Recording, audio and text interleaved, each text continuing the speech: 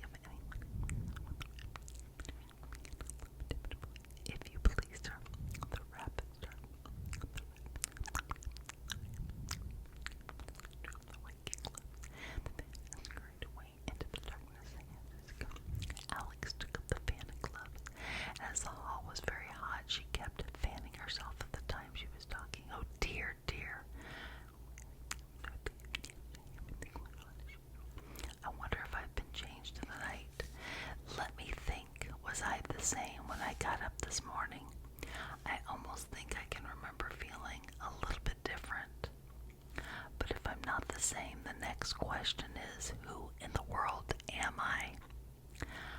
That's the great puzzle, and she began thinking over all the children she knew that went at the same age of her to see if she could have changed for any of them. I'm sure I'm not Ada, she said, for her hair goes in very long ringlets, and mine doesn't go in ringlets at all. And I'm sure I can't be Mabel, for I know all sorts of things, and she knows very little. Besides, she's and oh dear, how puzzling it all is. I'll try if I know all the things I used to know. Let me see. 4 times 5 is 12, and 4 times 6 is 13, and 4 times 7 is... Oh dear, I shall never get to 20 at that rate.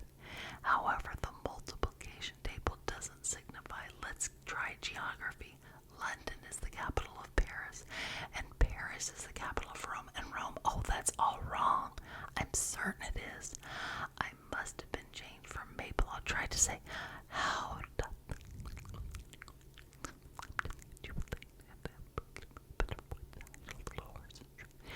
words did not come as they used to. How doth the little the tail pour the waters of the cold day? How wonderfully gently great and needless. The pity of the fishes and the greatly saved John. I'm sure that the words she went on. I must be child, and I should go and live happy in that boy's little house. I shall go to Doris and play with him now. I made up my mind to chat about it. If I'm Mabel, I'll stay down here. It'll be no use putting their heads down and saying, come up again, dear. I shall only look up and say, where am I then? Tell me that first, and then, if I like being that person, I'll come up. If not, I'll stay down here until I'm somebody else. But then, oh dear, cried Alex, with a sudden burst of tears, I do wish they would put their heads down. I'm so very tired of being all alone here. As she said this, she looked down at her hands and was surprised to see that she had put on one of the rabbit's little white kid gloves while she was talking. How have I done that, she thought. I must be growing small again. She got up and went to the table to measure herself, and found that, as nearly as she could guess, she was now about 2 feet high, and was going on shrinking rapidly. She soon found out that the cause of this was the fan that she was holding, and she dropped it hastily just in time to avoid shrinking away altogether. That was a narrow escape, said Alex, a good deal frightened at the sudden change, but very glad to find herself still in existence. And now for the garden. And she ran with all speed back to the little door, but alas, the little door was shut again, and the little golden key was lying on the glass table as before. And things are worse than ever, thought the poor child, for I never was so small as this before, never, and I declare it's too bad that it is. And she said these words, her foot slipped, and in another moment, splash, was up to her chin in salt water. Her first idea was about falling in the sea, and in that case, go back to the railway, she said to herself. Alice had been to the seaside once in her life, and had come to the general conclusion that wherever you go on the English coast, you find a number of bathing machines in the sea, some children digging in the sand with wooden spades, then a row of lodging houses behind them at railroad station. However, she soon made out that she was in a pool of tears, which she had wept when she was 9 feet high. I wish I hadn't cried so much, said Alice. She swam about, trying to find her way out. I shall be punished for it now, I suppose, by being drowned in my own tears. That will be quite the thing, to be sure. However, everything is so quick. Just then she heard something splashing about in the pool a little way off, and she swam near to make out what it was.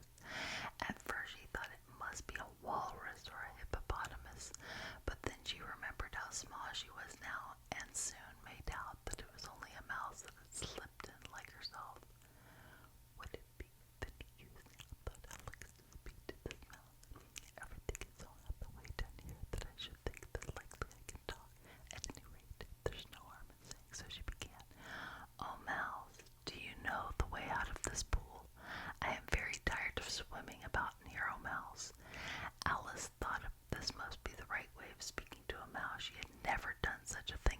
and she remembered having seen in her brother's the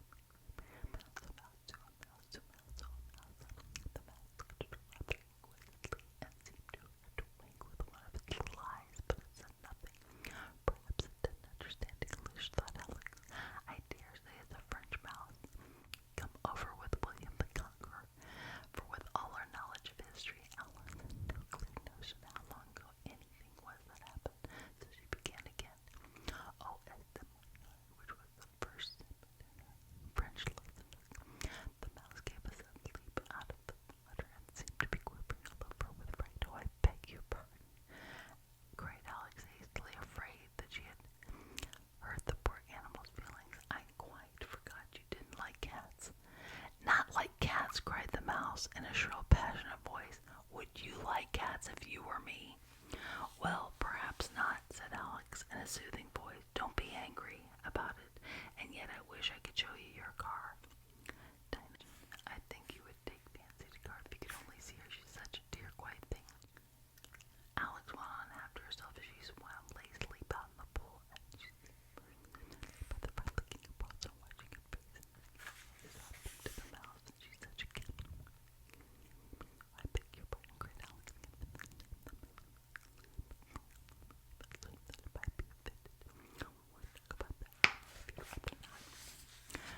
Well, and we indeed, cried the mouse, who was trembling down to the end of his tail.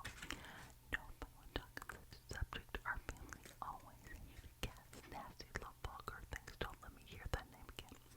I won't indeed, said Alex, in a great hurry to change the subject of conversation. Are you fond of dogs? The mouse did not answer, so Alice went on eagerly. There is such a nice little dog near our house. There is such a nice little dog near our house. I should like to show you. A little bright-eyed terrier, you know, with such long curly brown hair. And it'll fetch things when you throw them. It'll sit up and beg for its dinner, and all sorts of things. I can't remember half of them, and it belongs to a farmer, you know. And he says it's so useful, it's worth £100. He says it kills all the rats, and oh dear, cried Alice in herself. I'm afraid to defend it again. But the mouse was swimming away from her. She could make quite a commotion. The bullets went. So she called softly, Mouse dear, do come back again. And we won't talk about cats or dogs either if you don't like them. When the mouse heard this, it turned around and swam slowly back to her. It was quite pale with passion. It said, little trembling voice, let us get to shore, and then I'll show you your dream. You will understand why we cats and dogs. It was high time to go, for the pool was getting quite crowded with birds and animals that had fallen into it. There was a duck and a dodo and a lory and an eaglet and several other curious creatures. Alice led the way, and the whole party swam to shore. Guys, this is the first time in my late few years that I have read a chapter of a book without readers. That was difficult, guys. I did not want the reflection of my ring light bouncing off and disturbing you guys, so that was a little bit difficult. And I do have to add that words that I could not see, I just started doing inaudible whispering because I literally could not see them. I hope you guys enjoyed this little rambling. I hope you enjoyed this little inaudible